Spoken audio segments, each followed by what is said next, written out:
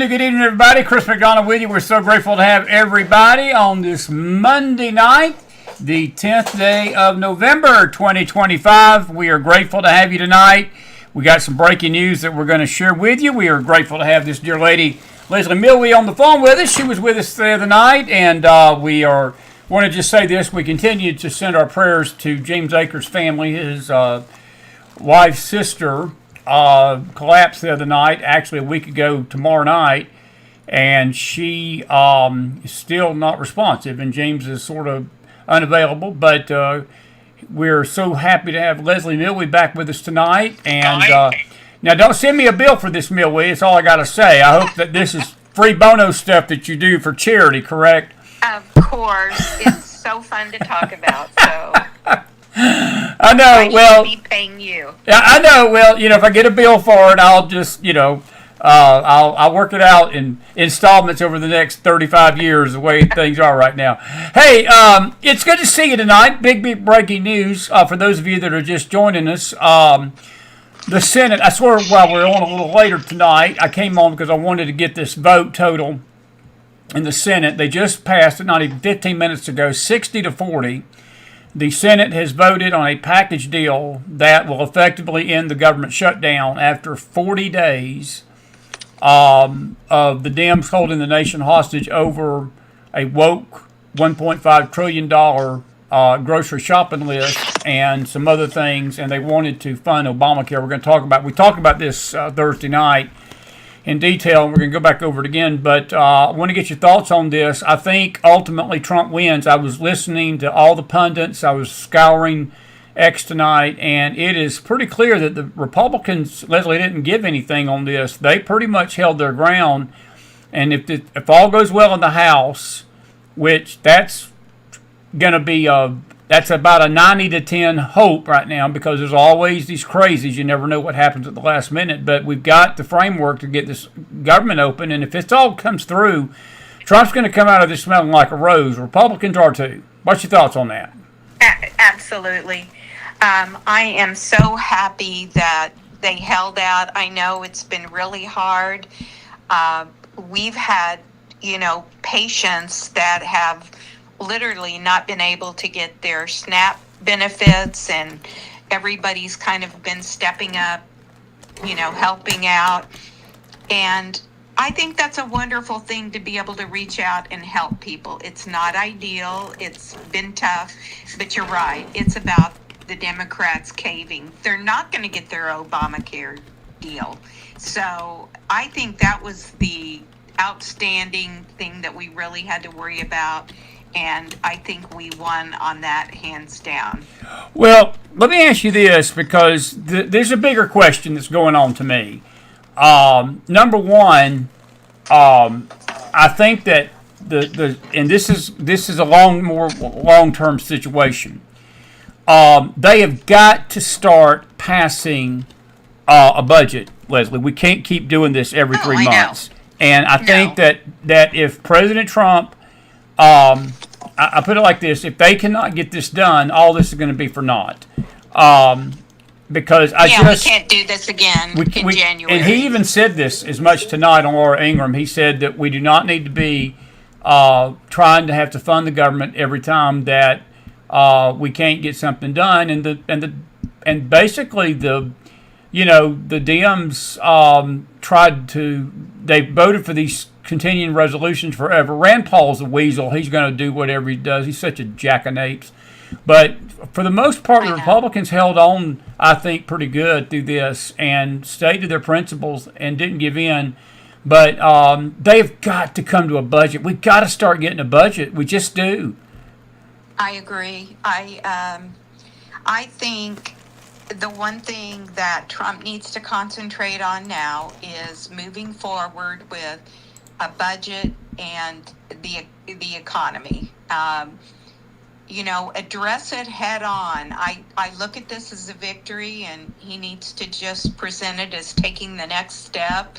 I heard today that they were coming up with a 50-year mortgage, which I have to say that sounds kind of outrageous, but I guess if you're a young couple buying a home, that extra $200 or $300 or $400 a month could be huge. So, I mean, at least I feel like there are things going on behind the scenes, and that's where I'd like to see all of the energy he puts there in the next year. Well, if you think about the 50-year mortgage, it's genius, and I tell you why. Most people that I know do not stay in one house for 30 years anyway. No, and they don't. You're basically paying for something you own, yes, but you ultimately either sell it, you go bigger, you go smaller, you retire, and if the payments are lower over 50 years, you're not going to stay in that house 50 years anyway. You can always sell it, get your equity out of it, and move on. So I actually am with you. I think it's a good idea. It may seem crazy to people, but if you're 20, if you buy a house in your 20s, if you stay in the house and get a 50-year mortgage, you're 70 when you have it paid off,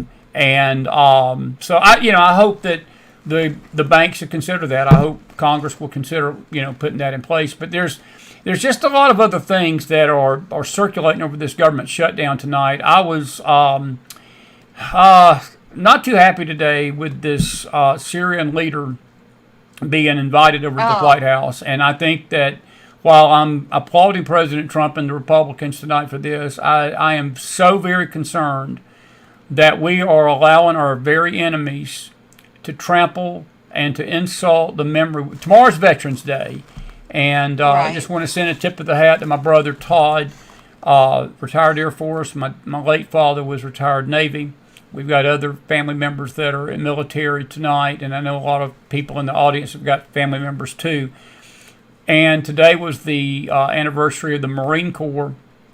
Leslie, we've lost so many people to these foreign wars.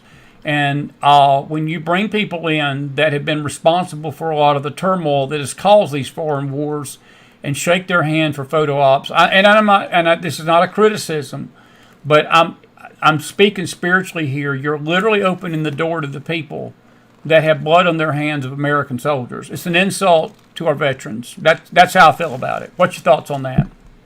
Well, do you think that the U.S. shouldn't waive any sanction? You feel like we should still keep those? The one thing we have to keep in mind, this is the first ever White House meeting with a Syrian leader. I think that in itself is maybe memorable. I'm not sure about all their relationship with all of the terrorists. But, and I mean, he's a terrorist, right? Well, look, just a year ago, we had a bounty on the guy's head. We had a multiple $1 million bounty on his head to catch him dead or alive, and now he's the president of Syria, and now we're shaking hands with him. And yeah, I don't think we need to lift sanctions on him. And I'm going to be honest with you. If I'd have been the president tonight, and again, I'm not trying to money morning quarterback. It's President Trump's president. I respect his job. I respect the office. But he would not have left my office today without him giving an account for the slaughter of these Christians and the slaughter of the Druze and the slaughter of these minorities in Syria. You could say what you will about Bashar al-Assad. One thing he did during his tenure with Syria, he protected the Christians in Syria. He did. He protected the minorities in Syria. He was a butcher, and I mean, he gassed his people at times and did some other things. His daddy was no better. He was a chip off the old block because his dad was as bitter an enemy to Israel as anybody.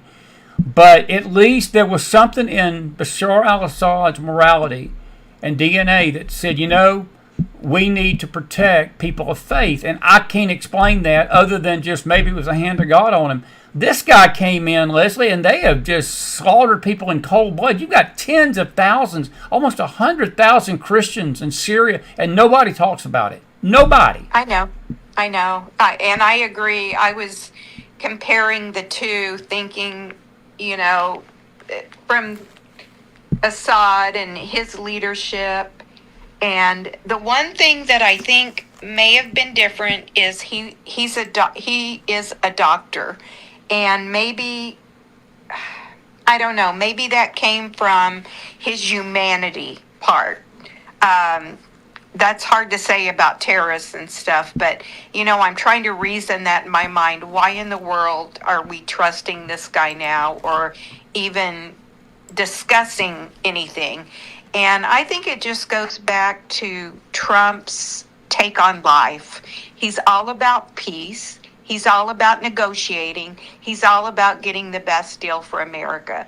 So if he sees that he's able to move that dial to help the Christians or the economy for us, or stop some of this madness, maybe that's where he's coming from.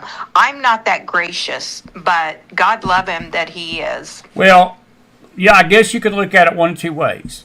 If at this point, again, if this was about business, it's even a greater insult, because to me, life trumps business, and the life of these Christians and the antagonism, and I know the Syrian leader is trying to show overtones to Israel that he's willing to talk peace. Leslie, I do not trust these Arabs no more than I can toss this hat across my little office right here. And I'm telling you, I know that there are a lot of people that, when I say stuff like that, I get the response I get is, well, Trump's playing chess with these people, and Trump's being strategic, and Trump's going to have Israel's back, and then you've got people in his cabinet that are embracing some of the most anti-Semitic voices in America tonight, and without apologizing for it and digging down. And then you got Qatar doing stuff that I really believe Qatar was the money behind the October 7 terrorist attacks. I do. And I just think, and I saw a comment just now about the signal it sends. I know that's important, but that even doesn't bother me. I don't care what signal it sends. I'm concerned that we're letting the fox into the hen house. We already done it last Tuesday night. We talked about this, me and you, Thursday, buddy.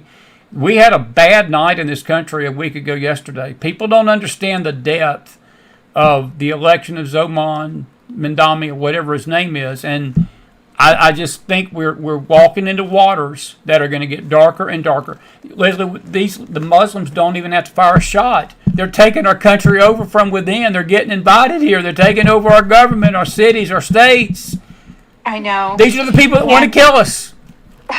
Well, I have to believe that is going to come to a screeching halt. Those people, and let me just tell you one reason why I think that. They are not compatible with Western culture, values, and Christianity. And I know that Trump is a smart man. I know his cabinet is smart. And I hope that all the people that vet anybody that's going to come in from now on is at least going to take those things in consideration. We are not going to have an open border, at least for the next 3 years. I think it's going to take us that long to clean up and clean out. I hope that slows that down. We let all of these people like, Ilhan Omar and all these people in legally. And we need to stop that. These people need to be vetted. How you do that, I'm not completely sure, but I think that's a step in the right direction, because they're not compatible with our society at all. And I agree with that, but it goes back to the electric ship. We've got people, basically, Leslie, that have voted these people into office. You look at Dearborn, Michigan, Patterson, New Jersey. Mark Levin had put something out today that there's a huge Sharia law center being built in all places of Texas. This is something new, know. Not even the one that people were talking about just 6 or 7 months ago. And there's a shift. There's something I sense in my heart. We've had a shift in this country since the summer, and it's spiritual. And I can't put my finger on why totally. I've got some opinions about that. But there has been a shift in the atmosphere, and it's not been a good one. And I'm going to just throw this at you, and you tell me if I'm wrong. And you won't be the first person that's ever done that. Yeah. You just do it nicer than others. But that morning, when Trump got off that helicopter and he had tried to broker this Hamas-Israeli peace deal, and Hamas attacked Israel. And Trump got off that plane or that helicopter. He was leaving for somewhere. And he was upset, not with Hamas. He was upset with Israel. And he said, these people don't know what the blank they're doing. I remember sitting in my living room that morning getting ready. And I felt a chill come over me. And then I watched him when Bibi came over here right after that. I've talked to people in Israel. Bibi's not going to ever publicly do anything to criticize Trump, and he's doing the best job he can for Israel right now. But when Trump made him apologize to Qatar for bombing a hotel that was housing Hamas leadership, and yes, somebody in Qatar got killed, but when you're trying to eradicate terrorists, sometimes things happen. And when he forced Bibi to apologize and didn't hold Qatar's feet to the fire as to why Hamas was there to begin with, I felt a shift spiritually in the atmosphere. And you look, it's almost like there's been two presidencies since that time. It's not that Trump's not doing a good job. It's not about him personally, but there's been something over our country since. And the rebellion and the leftists have gotten more violent. We've had more violence in our country. And I just sensed that there was a turning point, not to use that term. And it was right after that Charlie Kirk got assassinated. And we had one of the most brutal assassinations of a conservative leader we've ever seen in the history of this nation. So that's just my opinion. But I think that we had better walk very gingerly in our relationships and with our attitude to Israel. And I know that it's not all about Israel, but there's a divine principle. We need to be careful how we handle that nation. We're letting the very enemies that we're put it like this. And I don't mean to keep going, but the very enemies that we're patting on the back and saying it's okay, we've got this for you. They're the enemies of Israel. They become our enemies. Leslie, they become homegrown in our own nation right now. Well, and I was raised this way. I'll tell you, there weren't great examples for me in all of my life, but let me tell you, that's one thing we did in my home is support Israel because it was biblical. And the same thing I feel now. I feel a lot more strongly than I did when I was a young girl or a teenager or anything, just because it's biblical. We know what to do. It's like we're given instruction, and we are to do that. We are to support Israel. With that being said, I think not only was it Trump that did that, and you're right, there was a turning point, but you've got to realize Candace Owen, Tucker Carlson, so true, Megyn Kelly, and even Charlie Kirk. I know Kirk Candace Cameron Owen swears that, that was being said, the frustration. I'm not saying they are saying they don't support it. Megyn Kelly kind of offended me the other day when she said, we're sick of Israel. We're sick of talking about Israel every day. And, part of me just wants to say, well, they're an integral part of who we are, and they're the only people that we're supposed to take care of per the Bible, and to have their back. And so, in a way, I find that offensive. Do I kind of sense and understand the frustration that's coming? I do. I would love Netanyahu to do everything that we say or we think is good, but he has to do what's good for Israel. Bingo. He's not the Prime Minister of America, Leslie. He's No, not the he is and not. Trump's not the Prime Minister of Israel. I hate to tell the folks, look, and I'm going to piggyback on something you just said. When I heard the statement that Charlie Kirk said he was frustrated with Bibi and so forth, and I've been a great defender of Bibi Netanyahu, and I'm going to tell you something. I don't know the man personally. I don't No, and I'm not trying to say that he's a perfect leader, but I want somebody out there in my chat tonight. Please tell me who a perfect leader is in this world. Please tell me one world leader that doesn't have some things in their life and things that they've done that are just not quite right, including ours and any world leader. You can't find anybody. Most of the world, Leslie, lies in evil and wickedness. Most of these world leaders are as crooked and corrupt and demonic as you can get, and are pushing such a woke agenda. Look, England is gone. France is gone. Germany is gone. Spain is gone.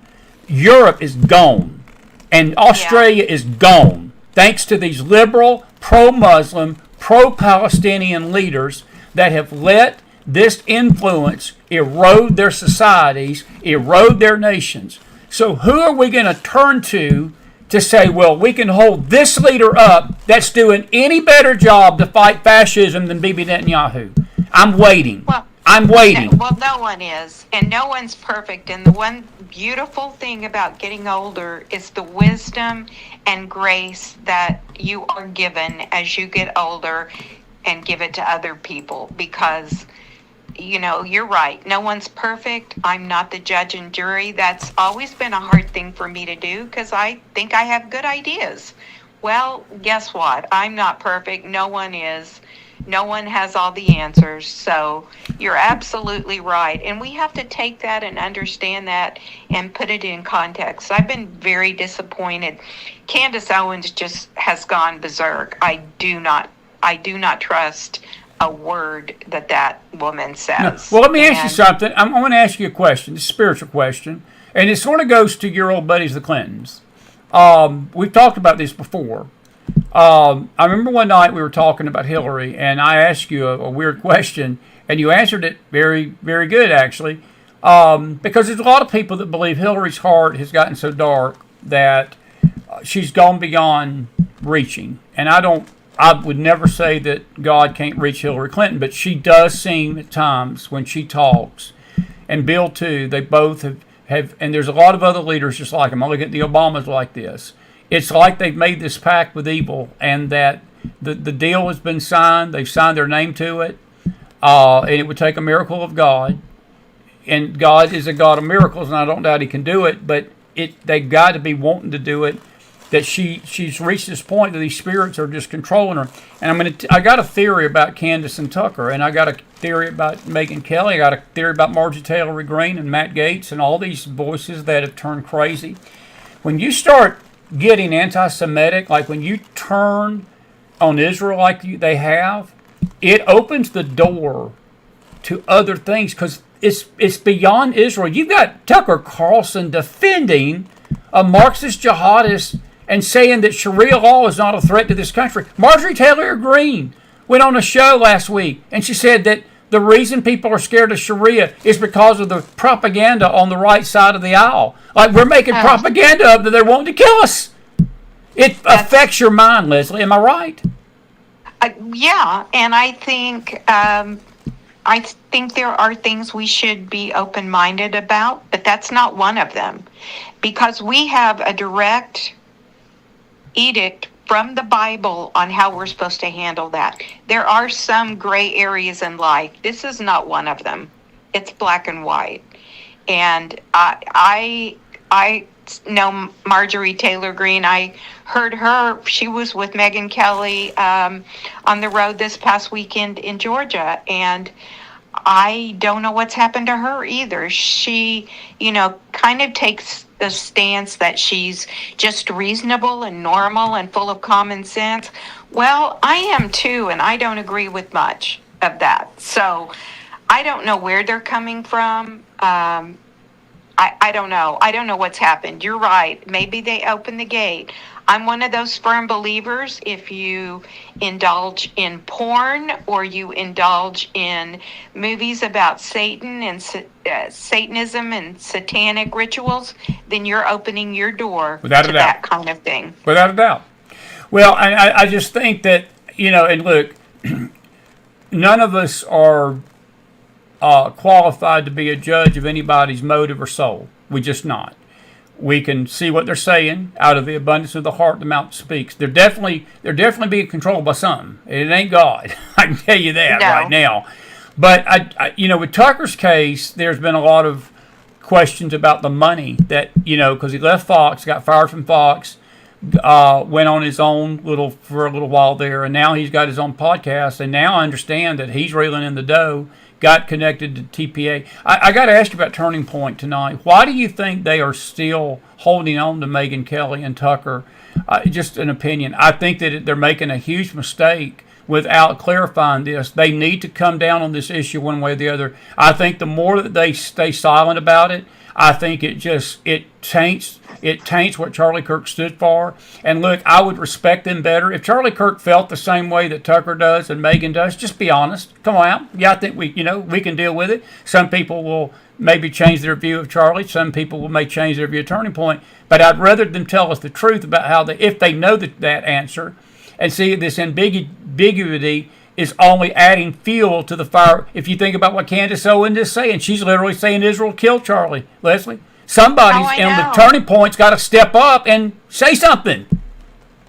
Well, they do, and I think they've just kind of been in this flux of trying to get to the next level, get to the next step, get through this, and I think Tucker and Megyn and all these people have been great supporters of Charlie and were considered, deep friendships. So I think that's where they're coming from. I hope that Turning Point gets to, and I like Andrew Colvin and a lot of these guys that are now kind of running it. Honestly,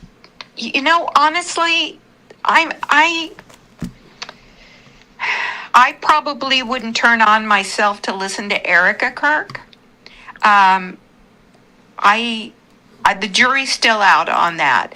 I like her. I think she's incredibly smart, but she's not Charlie, and I don't want to pretend that's the situation. Not that they are, but so I'm waiting to see what's going to happen with the leadership. I think they have to get to the point where they are their own entity. I think with Charlie's absence, that's why they're getting all of this outside help.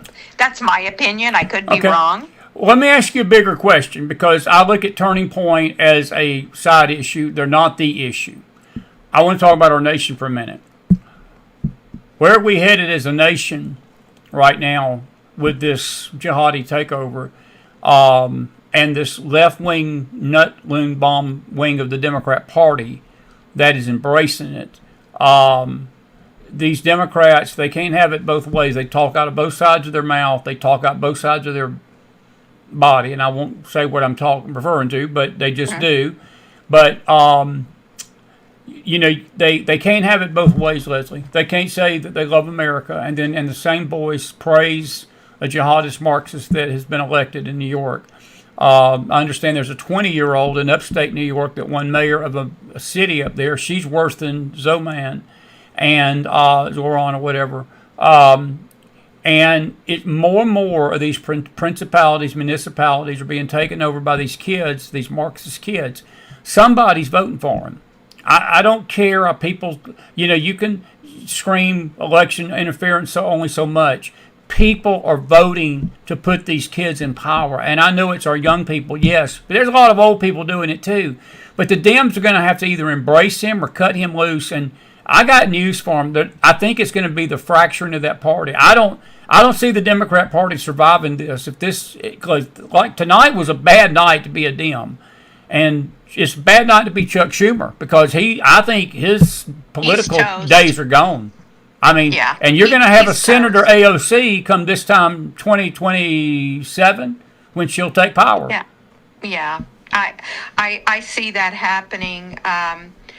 It's so obvious to me. There are a few Democrats that either they're in a pretty conservative area. I think you could say that about, what's her name, Jackie Rosen in Nevada. Fetterman. Yeah, and Fetterman and Jean Shaheen and some of these people that are in pretty, not really conservative, but it can go either way kind of thing. I think they're the ones saying, hey, if I'm going to keep my job, But yes, I mean, I've had talks with several people in the last couple of weeks. The Democratic Party, or the Democrat Party, is at such a pivotal point. They're going to have to make their choice. They're going to take the left fork or the right fork. And I'm with you. I think there's going to be a party that's going to spin off, that's going to have the Fettermans and the those that are more reasonable, or even can negotiate. I mean, I think 40 some days having the government closed, there's your proof right there. I mean, they can't even get a consensus. It's not us. That's what somebody said to me the other day. Well, really, it's the Republicans. You have all three branches of the government. And I said, no. No, we don't. It's you. We really Because don't. you can't get your party together to vote for the same thing you voted for 3 months ago. That's all I need to say.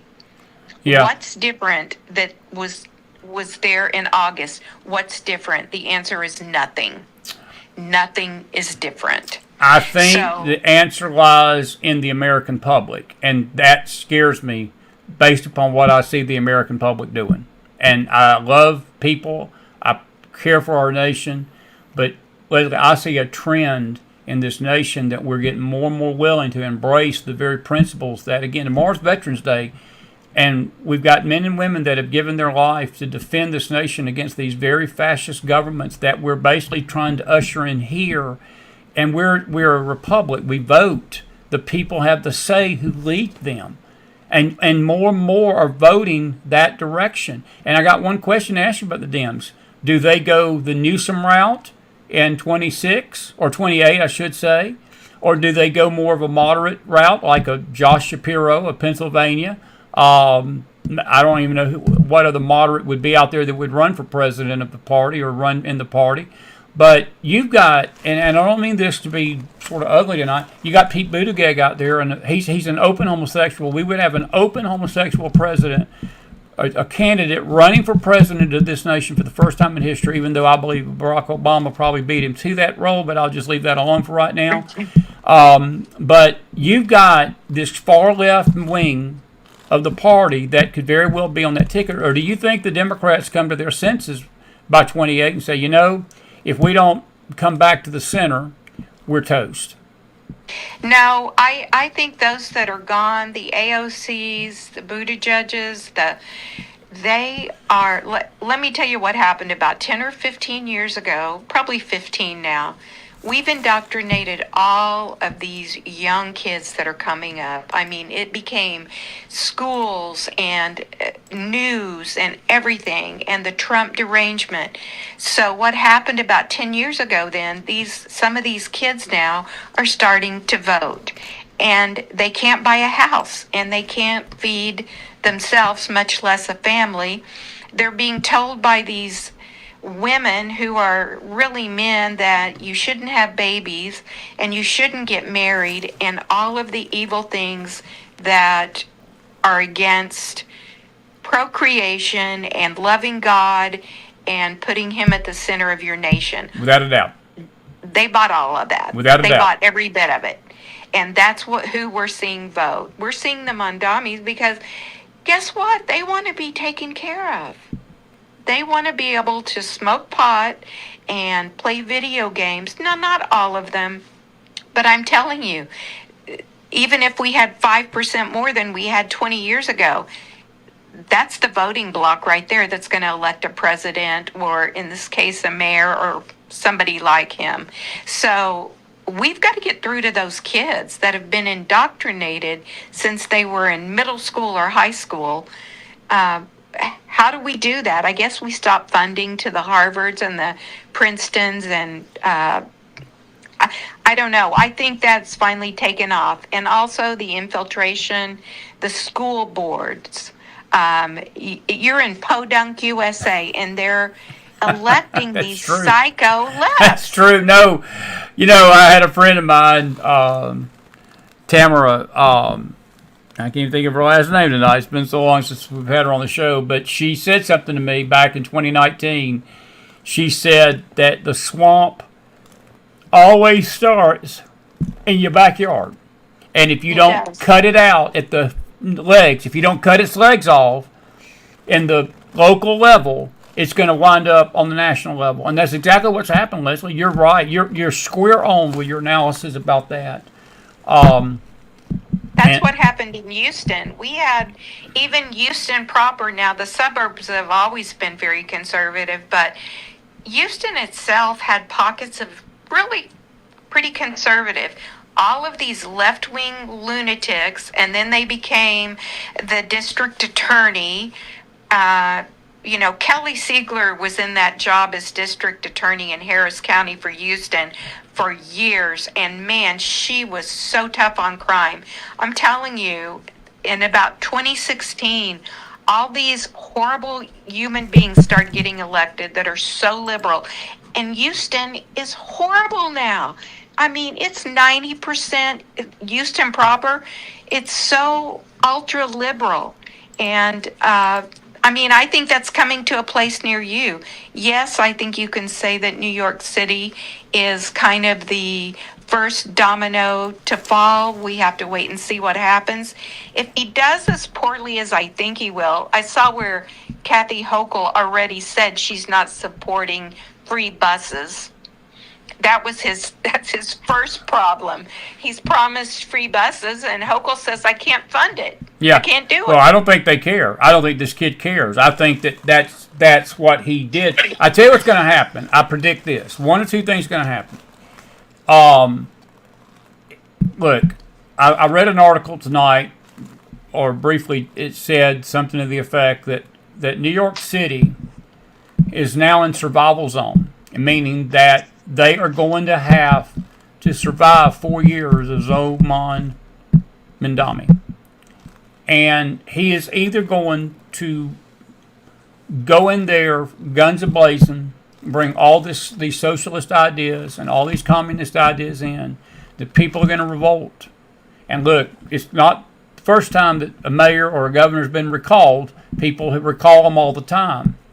And maybe, and this is one scenario, that the New Yorkers get sick of this. They get sick of what they thought was coming, or they voted for, and then he's going to turn into this monster. Now, the other thing is he himself. If he is as shrewd as we may think he is, he may moderate and not come in with all these communist ideas and hide his true colors for 4 years. I don't think anybody knows right now. I think it's going to be Well, a he flip of got the coin. angry.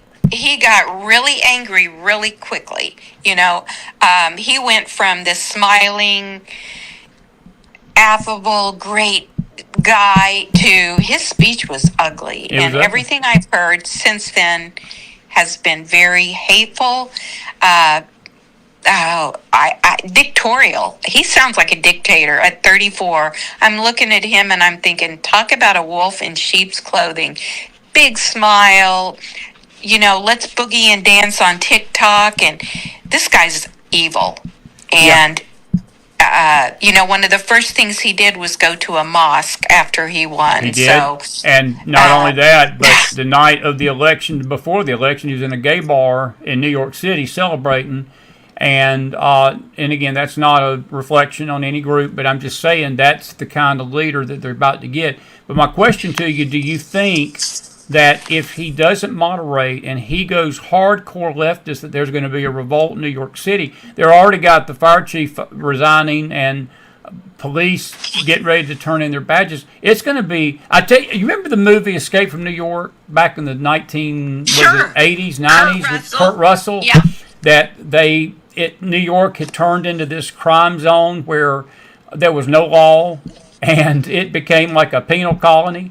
Leslie, I think if we've ever had a chance that we could see a modern version of that, it's on the horizon unless something really happens. well, with Kathy Hochul putting reins on him where she can, which she can't do it all, of course, but she does have some say-so in that kind of funding. With Trump, if he wants to cut off some of that funding, he can do that as well legally. The other thing that is probably going to happen is he's going to get tied down a little bit through no choice of his own. So that may help him. But I'll tell you one thing that's going to start happening immediately, no matter what happens in the next year. Businesses and people are going to flee New York City. And that is going to be the beginning of the end for them, because they will not have the tax base to even pay what they do now, much less 20 or 25% more. I'm telling you, it's going to be a mass exodus. It's going to be like California is, and California continues to get worse. I am stunned that people still stay there. It's only for the beauty. I'm telling you, it's a beautiful state, but the politics and the taxes and the behemoth regulations and ideology there is out of control. I'm blown away how possibly Newsom could be the candidate. That blows me away. He's just been the worst governor ever. It'd be different if he had been a Ronald Reagan, or even somebody who was relatively middle of the road, even a Josh Shapiro or anyone like that. This guy is out of control. Yeah, but you're making my point. That goes back to the votership. That goes back to the people that elect these people. Leslie, you're absolutely right. I mean, you're what you're saying is true. But why would a nation want to put leaders over themselves like that? I don't know who it was. Maybe it was our dear friend Sheila Daspert the other night. It was maybe last Tuesday night when we were talking about this very thing, and we got about 10 minutes, and I'm going to let you go. But she said something to the effect that God usually gives nations leaders that they ultimately cry for. That He did it with Israel all the time. Israel cried for Saul. They wanted a king. We want a king. We want a king. And God gave him a king. And he wound up consulting witches.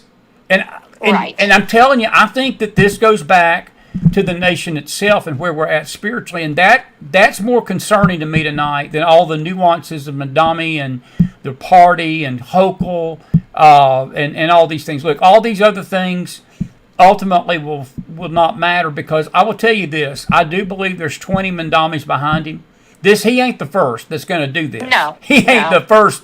And we're very fortunate he's from Uganda. But I'm going to tell you something. The next Muslim, full core Muslim that has been born in America, and they get and tap into this young vote, they're going to wind up at 1600 Pennsylvania Avenue, Leslie. Because that's the only thing that saved us from him not running for it, is his national citizenships in Uganda not here. Well, I mean, how do you feel when you think of President AOC, or, I mean, there are a few people that don't really scare me. They're kind of blah, and I don't think they're going to do much, and they don't agree with me on 90% of the things, but I don't think they would destroy our country. You know, Shapiro, maybe Tim Kaine. I mean, there are a few middle-of-the-road Democrats that I wouldn't like it, but I could tolerate it, and it wouldn't destroy our country. These people destroy countries. These people are spiritual warriors for Satan. And the quicker we figure that out, it just makes me sick. That's the way I see it. What do you think's happened? What do you think's happened to Marjorie Taylor Greene? Before we leave you tonight, I want you to sort of chime in on her, because this is not just on the left. This is also on the right. What's your thoughts on her? Because she has gone full-fledged left, my friend. Is this a woman scorned? Is this a woman scorned by Trump? Well, I don't know. I do know that the way I kind of look at it, maybe she is going out in a blaze of glory. Maybe she's not going to run again and wants to burn the bridge behind her. I don't know. She's not the same person she was 3 years ago. There's no question. That's an understatement. I don't know, you know, why she's changed. Is it in part because of the Trump factor? I don't know. Well, Magdalene said that he did not back her Senate play, and I even heard, it may have been Magdalene too, that said there was a possibility that she wanted that VP spot instead of Vance, and Trump went to Vance instead of her. And she just basically said what you just said. I'm going out and going to burn every bridge I can. It's a shame people act like that, but we've got leaders like that. And it is what it is, buddy. It is what it is. Any final thoughts tonight? It's good to have you on a Monday night. I thank you for stepping up and filling the. Of course. They had to listen to me for an hour, and I'd already had a mass exodus. They listen to this sweet voice of Leslie Millwee. I get an audience. Yes. Now, the second you leave, the numbers will start going. They'll tank more like, I put it like this: the numbers will tank quicker than a Mandami popularity poll at a Republican National Convention. So, final thoughts. Wrap us up. Yeah, maybe with Mandami, maybe he will be the way that has kind of caused Trump to dip a bit because of the economy. Things are going to get more expensive. I mean, if you just look at it from that standpoint, I think the young people, that was their, hook. They think they're going to get rent control. They think they're going to get lower groceries. They think they're going to get state-run grocery stores. They think they're going to get less power bills, cheaper rates. None of that's going to happen. None of it. And if it does, it won't be good. You think a government-run grocery store is ever a good idea? Let him try those things. They will be absolutely tanking failures on every level. So, I've heard some Republicans talk like that. Hey, let's let him fail. Well, I hate to see the greatest city in the United States fail. I really do hate that. Because there goes the country as well. It's the financial center of the world. And I'm telling you, people are moving out. J.P. Morgan, all these people moving to Texas. Saw that. Moving out of California, as long as that continues to happen, they are going to bleed money because you lose, even if they lost 10 or 15 huge companies, national companies or international companies, I'm telling you, they're going to be hurting, and it's going to be really hard to recover from that. And I don't think he's got enough financial knowledge. Certainly he's spiritually bereft, but he doesn't have any life experience to do what's going to be needed. That's the main thing. He's a kid. He's a kid. Ultimately he is. Well, as I said, we're not here to beat a dead horse about it. I think it's fair enough to say that New Yorkers better enjoy this Christmas that they got coming up, because next year the Christmas tree, this might be the last year that the New York City Christmas tree is going to be put up in Times Square. Next, they to tell what it's going to be looking like this time next year with him in power. Good Lord. I don't know if this is true, but I heard that Fox is even considering opening another New York-like office in Florida, and maybe having it be the base for about half the news department. And this Will Kane thing, him doing his show from Dallas, that's also a pilot project to see if they can do some main things all around the country. And at first I thought, oh gosh, New York, it's the center. Well, with technology, is it really? No. Is it anymore? Not anymore. No, you can where you can do your show anywhere. You don't have to be in New York to cover New York. And I think it's a great idea. And Ansley Earhart will like that, because her fiance to be Sean Hannity's in Florida. He's already made that trip down there, so she'll like that. Well, what if you did that? Start thinking about that when, you're no longer going to be the pulse of the city. I mean, I know D.C. is for politics, but I think the news source considered is probably New York City. So I think all these things together, it's not one single thing, but it's chipping and chipping away, and that's going to destroy New York City. Have you been shocked that the economy has not bounced back quicker this time under Trump? I am. And why do you think that? Do you think he just hasn't put a lot of effort into it, or do you think he has and it takes time? A little bit of both on the I'm leaning toward the second, but I will tell you, I think that he focused on these tariffs a lot more at the beginning this time around. And when we came into office the first time, we were coming out of 8 years of Obama. And I really believe we were in worse shape after 4 years of Biden this time than we were 8 years of Obama. I do too. And I know that he had this obsession to get all these trade deals worked out. And yes, there's a lot of money coming into the coffers of the United States, but the people in those streets and the people in those grocery stores and the people at the gas station, which the gas has come down. It's down to $2.29, $2.30 in places here in Tennessee, $2.50, $2.60. Here too. Still high down in Florida and some of these higher tax states. But I will tell you, people are not feeling a big warm fuzzy about these tariffs, and because you've got a false media and you've got a media that's just sold out completely to Trump's destruction, they're not going to tell people the truth about the economy. And no matter how much Scott Bassett goes on television, no matter how Trump goes on television, no matter how Resnick goes on television and says the economy's booming, if that public don't feel it, Leslie, that's all that matters. Well, we know that.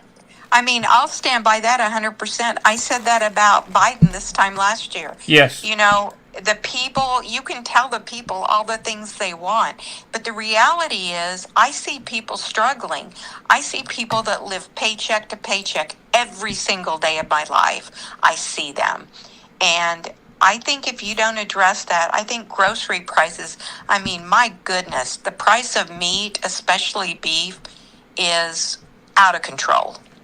You know, it's $15 for a couple of pounds of hamburger meat to make hamburger helper for your family. So, well, I feel for them. I think if he has any hope of keeping that House and Senate next year, then his number one focus, and it really needs to start tonight, he's got to turn his attention to getting these prices down in this country. And I agree. It starts with oil production because that's the transportation. A lot of these prices are up because of the transportation cost that people have to get these goods and services to us. I will say this. I'm not opposed to him doing what he did with the trade stuff. I think he's done one heck of a job, even in the table, with these countries. And that's going to pay dividends for years to come. When he's gone, unless somebody comes in and tears them down, and that's the other thing. You know, we've got him for 3 years, but let's not be Pollyanna about it. If we get another left-wing leader, and eventually one day we will, they can tear everything he's done down unless it's codified in the law, Leslie, and that's another discussion for another time. Congress is going to have to help him with this. Trump can't do it all. And see, I don't have any confidence that Congress wants to do it, because these rhinos are about a bunch of sellouts as much as the Dems. They just hide it better than the Dems do. At least the Dems are honest about it. I'll give them that. Agreed. A bunch of scumbags. But anyway. Agreed. Well, I thank you for being with this scumbag tonight. Oh, you're wonderful. And listen, I'm going to give you a final thought. It's, hey, you know, your Astros didn't make it. My Braves didn't make it. Those Dodgers won it back-to-back. James Akers, James was on the last time we talked to James. He said that he is a kind of baseball fan.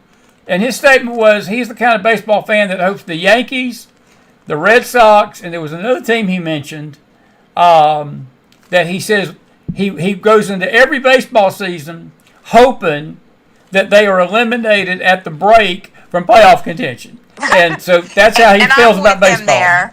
I'm excited. I always say the day after the World Series ends, is it baseball season yet? So I am looking forward to February 15th when they report to spring training. Just around the corner. And it won't be long, thank goodness. Love this time of year, but I guess January I detest. Yeah, I do want to ask you a question real quick before I let you go about sports. Do you think this betting scandal in the NBA may trickle down to... We had 2 Major League Baseball pitchers get arrested yesterday. I know. For betting things, and that caught my attention this morning. And somebody, Cedric, you're out there, I think, tonight. He asked me a question. I had really not addressed it. Did I think baseball was rigged? And I've always felt like that. I'm hoping to God it ain't. But now we got two pitchers of the Cleveland Indians that were basically throwing intentional balls because people can bet. You know, right now, Leslie, betting has got to the place you can bet on pitches. You can bet on outs. You can bet on hits. I mean, it's no longer about you just bet whether somebody wins or not. You can bet if somebody's going to hit a fly ball to left or they're going to hit a double or a single. That's how betting and money has gotten involved. And if this betting scandal starts erupting into all four sports, where is that going to leave the game? We'll have nobody. It will destroy the world of sports. It will literally destroy the world of sports. Not that it ain't already done. The players are going to have to step up, and they're going to have to punish and chastise their own. They have to, like Clase, he is like a great closer, and I'm like listening to this thinking, this can't be true. I almost expect it more in basketball, but I mean, yes, you can cheat in baseball, but I think it's harder. But I just think that's amazing that this can happen. I hope they police their own, and I think the players, and then it's like the NFL, quit watching the games, quit going to the games, quit giving them the revenue, quit giving them the money. They'll get the hint. Great point, buddy. And you know, I hate that because I like football. I like college football. I don't really watch pros that much, but I like college football. I went to a high school game last Friday night, and it was so refreshing just to see some live football without money involved, just to see kids go out there and pass and run and catch. I didn't stay long, but it was such a relief. And our Smoky Bears here are trying to defend their state championship here this year, and and I'm proud of the high schools here that are doing it the right way. But I can tell you this thing's going to keep trickling down, and eventually, and I'm not so sure it already happened in some parts of the country, that the high schools are going to be tainted by this eventually. I had the colleges, it's pro sports, it's pro football light. I mean, they're paying these athletes, and this portal, it's a joke. It is a joke. It's money driven, so. Well, that's why Saban got out. You know, him and his wife told him, said, you're wasting your time with these kids. These kids are here for the money, and they're here to get what they can get out of their thing. They're not here for the betterment of the game and the better good. And what I'm afraid is going to happen, I'm not saying it ain't already happening in some places, but these kids are moving into these communities not for an education, not because they're literally moving into certain high school programs, districts, so they can play football. And to me, that's the influence of the colleges, because the college scouts are at these high school games already with their hands out, telling these high school players, come play with us, we'll give you a golden goose. And it's going to taint the game, and eventually you're not going to be able to go to a high school game without all this stuff going on. And that's sad to me. And I like baseball. I'm not a big basketball fan. I can watch it, but I don't really love basketball. I'm more like you. I'm more of a city like I'm from Atlanta, and I root for our Atlanta teams. We drink a lot. Not that I drink, but Atlanta sports fans we've got our therapist on speed dial. And we've got suicide watch numbers, and we've got what do you call them? Support groups. It's called Sporting's Anonymous because we're such losers, and we go into every year with this idea that we will find a way to choke. It's called Chokers Anonymous, and I'm making a joke for the people out there that sit and listen to everything we say to criticize and condemn and judge us on. But we're just making a joke about it. But I will say this: what's so funny is that even my own teams, and you've got yours, and everybody roots for certain teams, it's a shame what's going on with these small market teams because they can't compete no more, Leslie, with the bigger markets. No. They just can't. No, it's so sad. Yeah, I hate that, and that's even going down to the high school level. High school level, same way. Oh my goodness.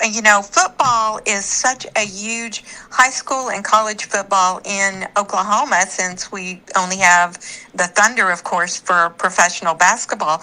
I'm telling you, these people live for OU, OSU, and to a certain extent in Texas. It was Texas and Texas A&M, who is brilliant this year, I might add. They may win it all, and I've always liked Texas A&M, but yeah, you're right. Redistricting or redoing all the brackets and the different conferences. I mean, that just played right into the portal. So you're going to have these teams that are not ever going to be competitive unless something changes. Totally agree, buddy. Totally agree. But it's been a pleasure having you tonight. Thank you. You too. And listen, thank you for answering the call. And if the world starts ending this week, and I may call you again, and You're welcome to do that. I will do it, buddy. God bless you. See you soon. Thank you. You too. Much love, Bye-bye. friend. Bye-bye. Leslie Millway, everybody. Put some fire in that house fire.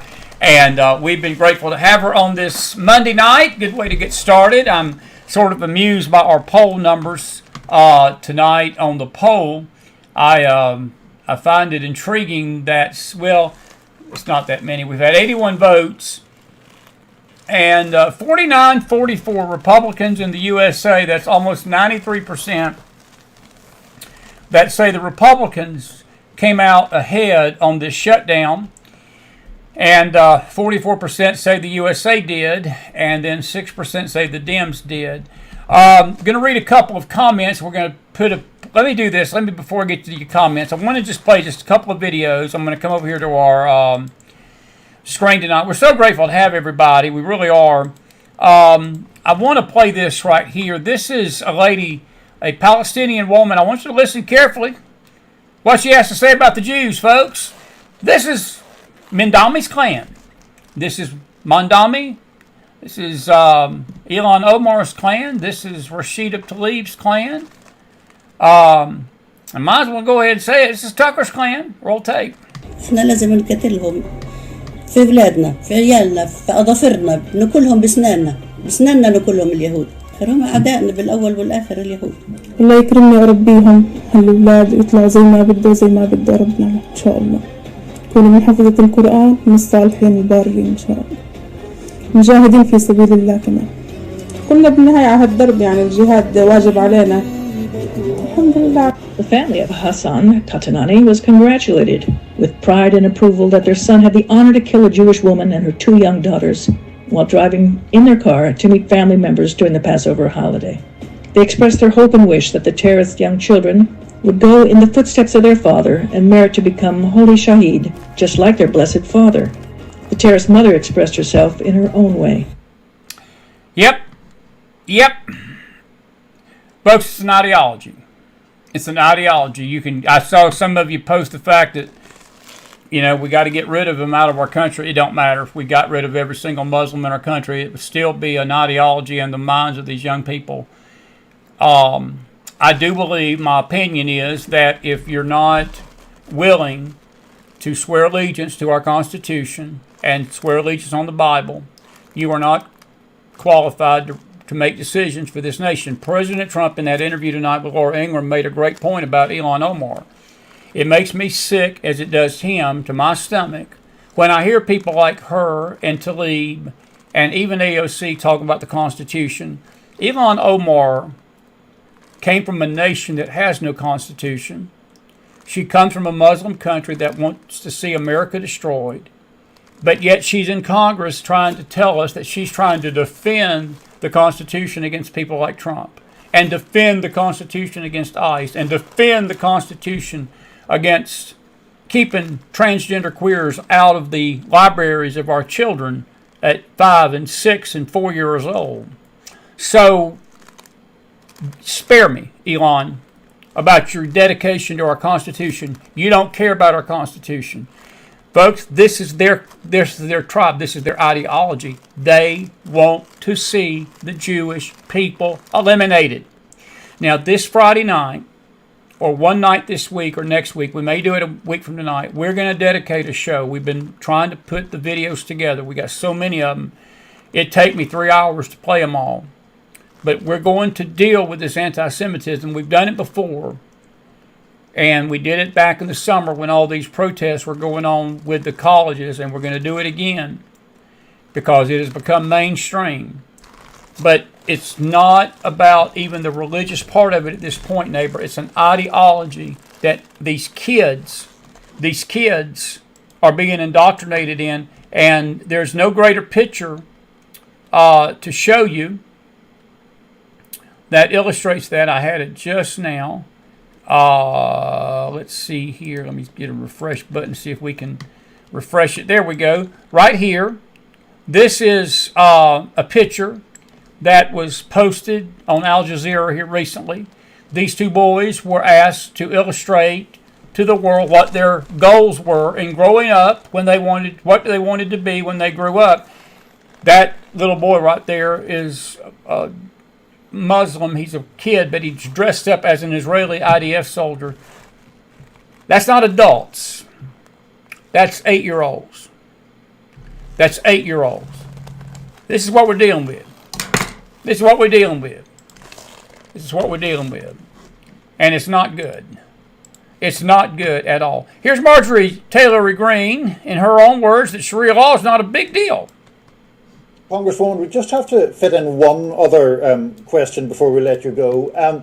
Yesterday morning, which is of course the morning after Zoran Mamdani's win in New York, you did tweet a photo or an image of the Statue of Liberty in a burqa, and you added the caption or comment, "This hits hard." What did you mean by that? Well, I'm an American woman, and I have all the freedoms in the world to never have to bow to a religion that would force me to cover my body up and only see my eyes and my fingertips. And that is a major threat for all American women. And I think that's something that hits hard for all women. But what's a major threat to America? Was it reference to Mamdani's win? Pardon, I'm sorry. What were you tweeting it in reference to? When you say it's a threat to American women, that's a Muslim takeover or possibly Sharia law. That is a great threat to every single American woman. And I think that's something all women should never want or allow to happen in America. And it's important to talk about those things. But it's up to the voters of New York City to elect whoever they wish to elect, whether that person is Muslim or Christian or Jewish or anything else. So what is the evidence? Well, of course, voters have the right to elect that, and I'll maintain my right to say that I think Sharia law and women being forced to wear burqas is the greatest threat to our freedoms as American women. Right, but are you opposed to Muslims holding elected office? I am 100% opposed to Sharia law in America. 100% unapologetically opposed to Sharia law in America. I got to speak with Marjorie Taylor Greene tonight, and I asked her one of the things I was worried about, which is all this Sharia law Muslim concern I see on X. Is it really in real life as well, or just on social media? And this is what she had to say. Oh, no, my constituents talk about the same problems that plague you and everyone on this call. I've never been to a town hall. I've never been asked about Sharia law at That's probably not true. a town hall. I just haven't. I will tell you, I do think there's a paid social media influencer campaign going on X. All right. She had just said not too long ago that Sharia law, she was all opposed to Sharia law. This was several months back. Now, this is just today. So all of a sudden, there's a paid conspiracy push on X to scare us about Sharia law, which when we do our video about, or show on anti-Semitism and Muslims, we're going to talk about what Sharia law is about. Let me give you the code word for this, what she's saying tonight, folks. She's basically telling you it's a Jewish thing. She's basically hinting that the Mossad and other entities are putting fear out there that the greatest enemy to America is an Islamic takeover. Roll tape. Because that's the only social media platform that I truly see it on. And there's a company called Influenceable. You can look it up. It's owned by Brad Parscale. He's registered as a foreign agent working for Israel. So he went ahead and registered months ago. And his company, Influenceable, Works for Israel, I told you. Boy, I'm a prophet. Good Lord. Told you. Has thousands of social media accounts on X, and so they run campaigns. I'm pretty certain that they're attached to my account, because I can post something on X and within 30 seconds I can watch comments just unfold in there, and it's straight up hate against me. And so I check that out. I don't have a way to prove it though, because there's no laws requiring. See, this is the thing that irritates the snot out of me. They go out and throw this libel out there. She goes out there and insinuates that Brad Pascal's company, which is an agent of Israel, in her own words, is behind this effort to desensitize us and to make us fear Sharia law. But then she gives you the truth of the matter. But I've got no proof about this. I've got no proof about this. That's slander, folks. That's slander. That's slander. These social media accounts to have, and it's blood libel.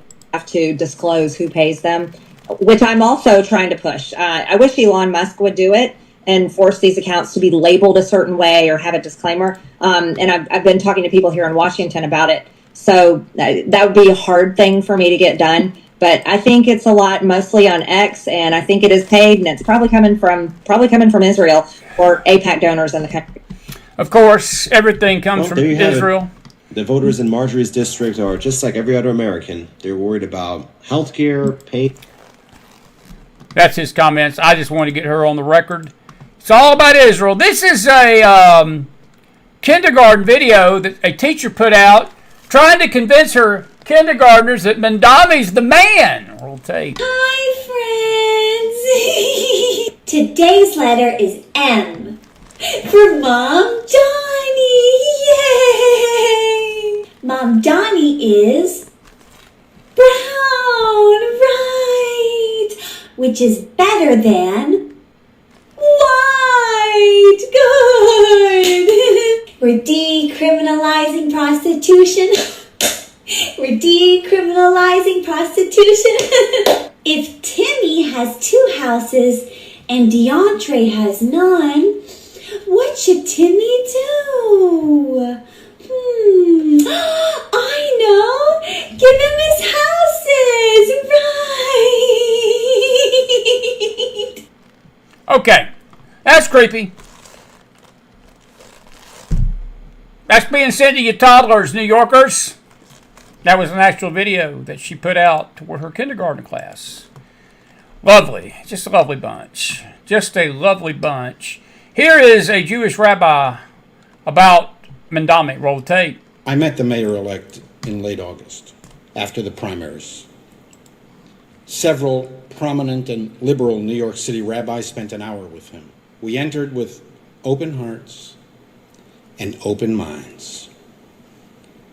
Most of us had never met the candidate, and we were interested in taking the measure of the man. As the meeting unfolded, our mood steadily darkened, and our fears increased. Zohran Mamdani is an ideologically committed, dogmatic opponent of the Zionist idea. He is not simply a critic of Israel. Policy differences are central to democratic discourse and entirely legitimate. But Mayor-elect Mamdani does not believe in coexistence. He does not believe in 2 states for 2 peoples. His opposition to Israel is existential. He believes that Israel has no right to exist at all as a Jewish state in any territory. This, of course, is the position of Israel's most implacable foes. It is the ideology of Hamas, Hezbollah, Iran, and their supporters in the West. The reason this talented politician with such impressive verbal skills has been unable to convincingly explain away his support for the refrains globalize the Intifada, free Palestine, from the river to the sea, is that these slogans represent his core beliefs. He doesn't hide it. To the contrary, he's proud of it. The struggle for the Palestinian liberation was at the core of my politics and continues to be, he proclaimed in a 2023 keynote speech to the Democratic Socialists of America. None of this is about coexistence. What most of those who shout globalize the Intifada mean is October 7th. For most of them, free Palestine means October 7th. From the river to the sea means October 7th.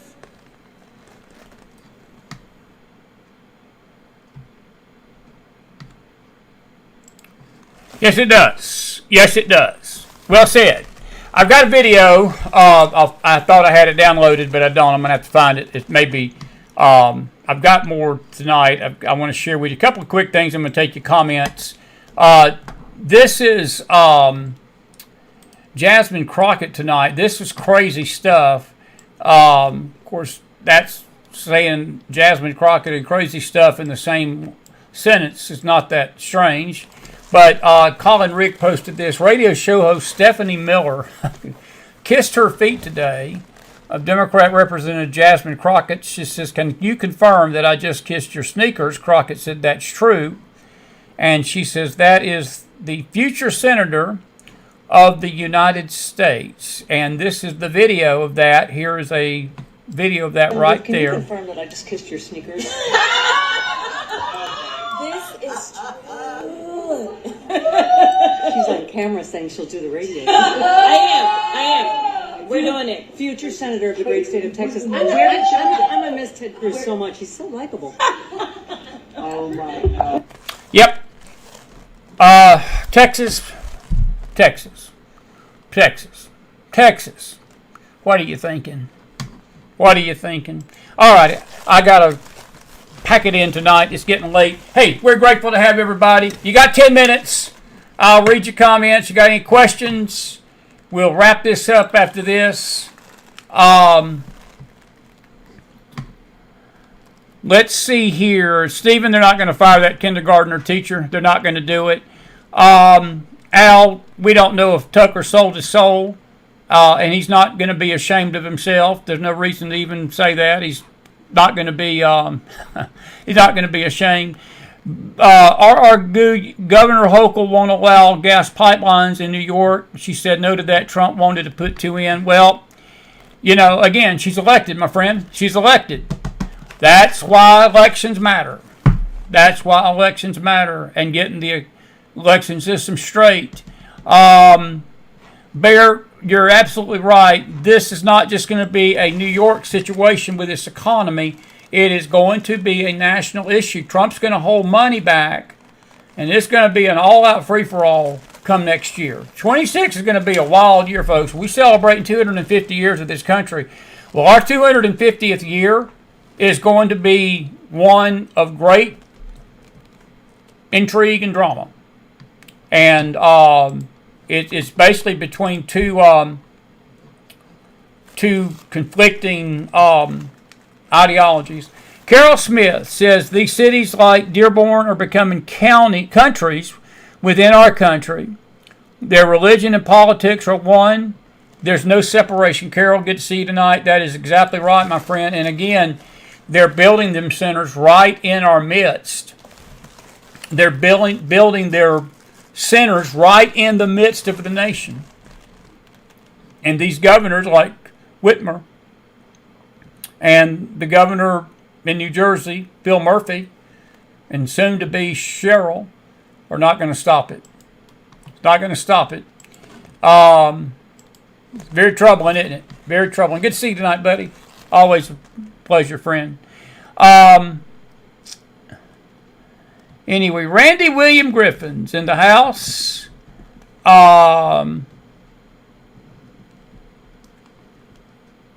saying they're going to hold ground in New York. Lane's, she is a hack. Lane Willard says Hochul's a hack, or that is Miss Rachel, a liberal hack. Yes, it is. That's true. Corey, your statement I saw earlier, I want to comment on. You asked, have we received any response from the Supreme Court regarding the tariffs? Corey Aguilar tonight. Corey, we have not. We're waiting on that any day now. I will say this tonight. We've not talked about it, and I forgot to mention it to Leslie. Some of you may or may not know. You may remember the clerk in Kentucky that got in trouble because she refused to issue licenses to same-sex couples. They fired her. Took her case to the Supreme Court. Didn't really get a lot of resolution out of it. It really ultimately didn't help her at all. Well, she went back and filed a claim or a response and asked them to revisit the same-sex marriage decision they did 10 years ago, because this came down in July of 2015, July 26, 2015, when Kennedy basically passed the deciding vote to allow there to be legal same-sex marriage in this country federally, on a federal level. And the Supreme Court wouldn't even hear it. So they basically, 10 years later, upheld it again. They wouldn't even listen to the case. So that is where we're at tonight. So, buddy, we're waiting to hear back from that. We hopefully will have an answer this week. Very sad situation at our Supreme Court. Let's see here. Trying to see what else is going on out here in the chat tonight. Roger, your statement, most don't understand tariffs. The high prices were here long before the tariffs. Trump is bringing in so much money with the tariffs. We will see big changes in the economy next year, and it will be a good thing. Roger, I hope so. And you're right. People don't understand the tariffs. And yes, the prices were high. All of that's right. Not going to disagree with a word you said. But the problem is, it's very simple. You understand it. Most people in this chat have a general understanding that what Trump's doing is good. I even understand that what he's doing is good. The stock market bounced back today quite a bit because they got wind that the government was going to be opening. But these tariffs have had somewhat of a negative feel on the economy and the Wall Street. And again, it's about whether it's right or wrong, Roger, whether it's just the way life is. And it's like I said to Leslie, if people are not feeling that, and if people, they look, we live by emotion, we have an emotional nation, we have emotional electorate, people vote by emotion, they vote very seldom on facts, they vote very seldom for the best candidate because it's how they feel and what they've been convinced in their mind to do. And that's all I'm saying is that Trump is going to have to up his game. He's going to have to up his game to get the country to make those tariffs and what they're going to do for us a reality. And unfortunately, Roger, the other thing is people ain't patient. Yeah, it may come next year. People want it today. They want it today. And we'll see. We'll see how all this plays out. But the wild card is Corey Aguilar's question about the Supreme Court. The Supreme Court strikes all this stuff down. We're back to ground zero. And then what are we going to do?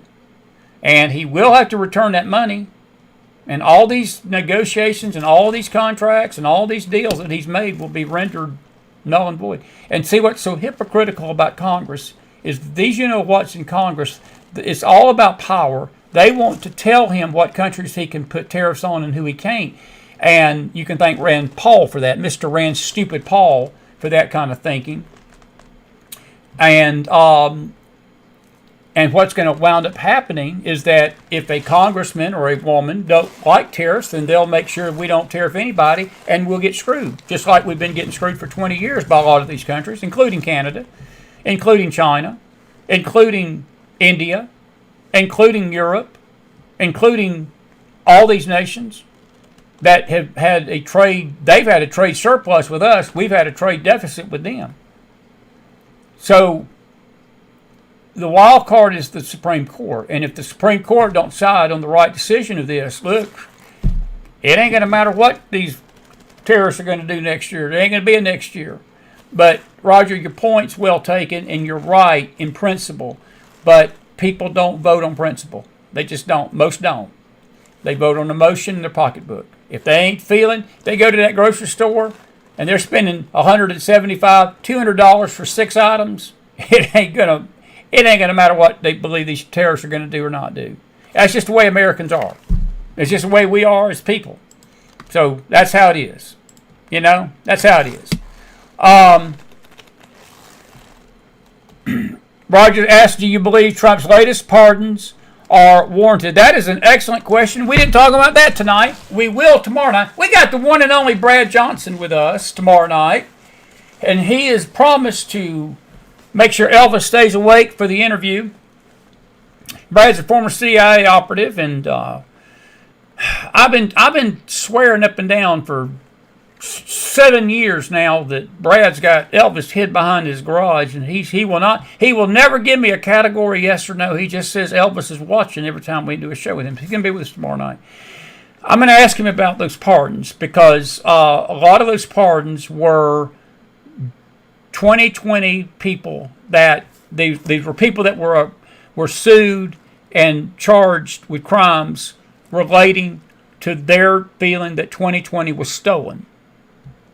Giuliani, Sidney Powell, Mark Meadows, and there's some other names in that list that were given pardons. We're going to look at that a little bit more tomorrow night. Do I think they were warranted? Absolutely.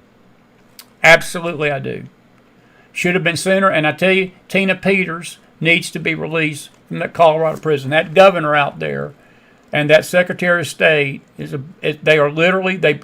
they did this as a political hit job on her. She should not have seen a day in jail for what she did. All she did was question the counting. And look, folks, it don't take a kindergartner to believe that there's some shenanigans in these purple states in Colorado. And all she wanted to do was have an audit of the election system. So they thought that she was trying to usurp the government, and they threw her in jail. She should be next. She should be next. Do I think it was justified? Is my hat black? It is. So, yep. Yep. Ho, ho, ho, ho. All righty. Pat Isaacs, good to see you tonight. Pat, you asked a question a while ago, and I want to address yours too. You mentioned the immigration issue with Mandami. That was a lot of talk. A few senators brought that up, but I wouldn't be holding out hope about that. That's not going to happen. If you think, oh my Lord, the left's already on a cliff tonight, but if that was to happen, we would have, goodness gracious. I tell you what would happen. You would literally have a riot in New York City. In downtown New York City, there would be mass riots if that took place. I don't know if Trump's going to push it or not. I tend to believe that I don't see anything on the horizon that's going to be brought up. And a lot of this is just senators saying that he's here illegally.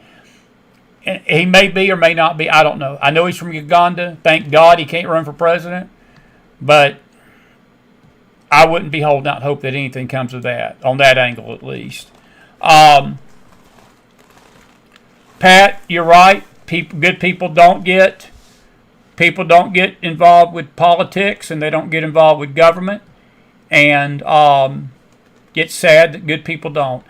Jeannie Castellanova, good to see you tonight, dear. Bless you, friend. She says, I was very happy to see those pardons. I was too. I believe that those pardons were well warranted. Now,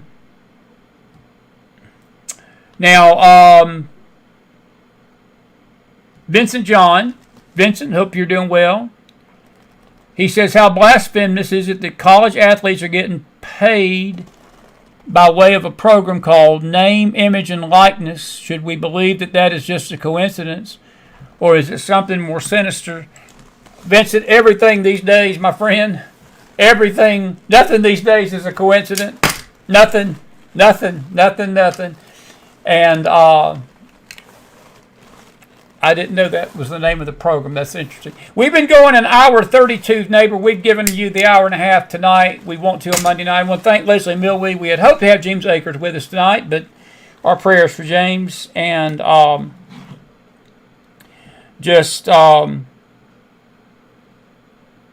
prayers for him and his family tonight. He'll be back this week, hopefully.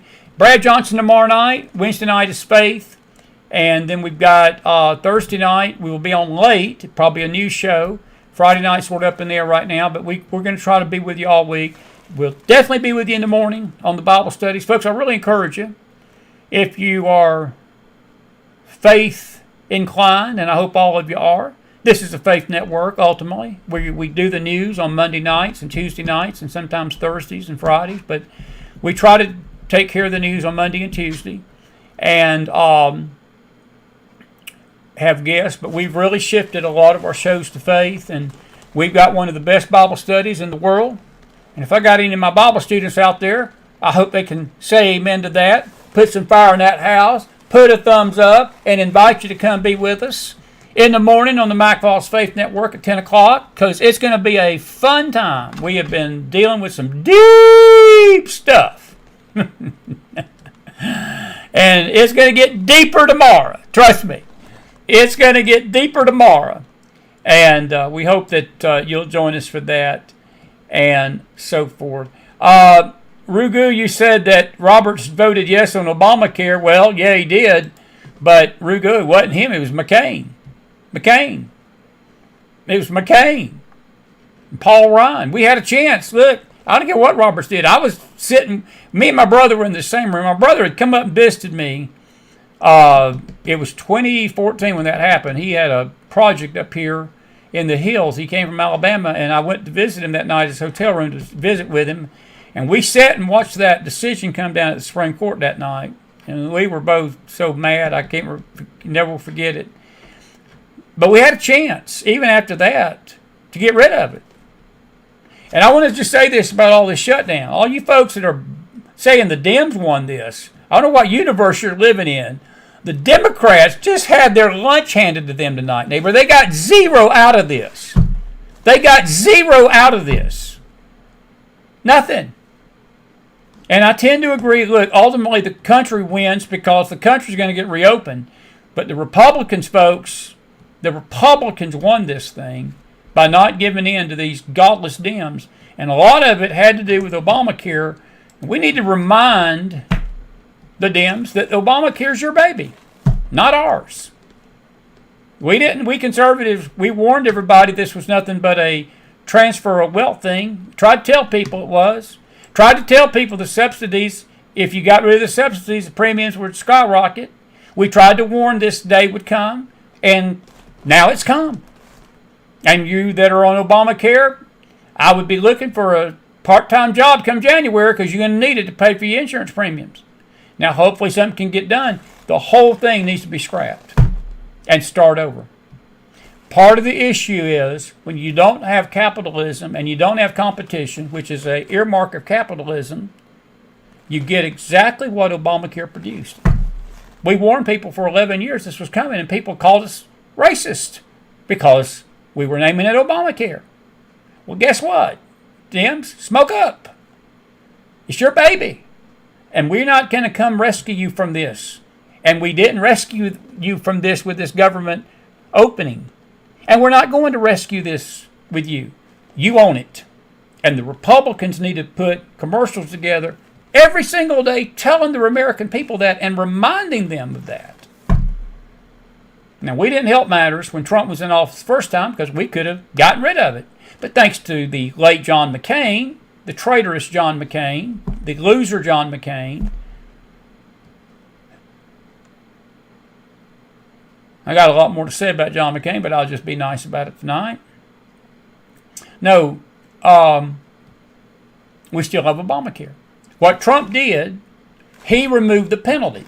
If it wasn't for Trump, we would all be paying penalties that are not on Obamacare and don't want that insurance, and you don't have insurance, you'd be paying a penalty every time you file your taxes because you don't have insurance. So, Dems, you own this. You own the shutdown over this, and you lost tonight. And your party is about to go away in history. I hope it does. Now, what comes in its place, I pray, is a more moderate version and a more America happy, friendly party. I don't look for that. I think Leslie was on to something tonight. It could be a splintering that you're going to have two parties. But I'm going to be honest with you folks. We on the right, we've got two parties tonight. We've got a common sense segment of the mega movement, but we've got this far right woke wing that has all of a sudden sprouted up, and it's destroying the party, and it's destroying the country in the process. God bless you. God bless your families. God bless this great nation of America. Enjoyed being with you tonight. See you back here tomorrow for another round this week. Hope you enjoyed the show. Put some fire in the house if you did. And I will see you back here tomorrow night right here on the Mike Falls Faith and News Network. See you in the morning on the Faith side. Good night, everybody.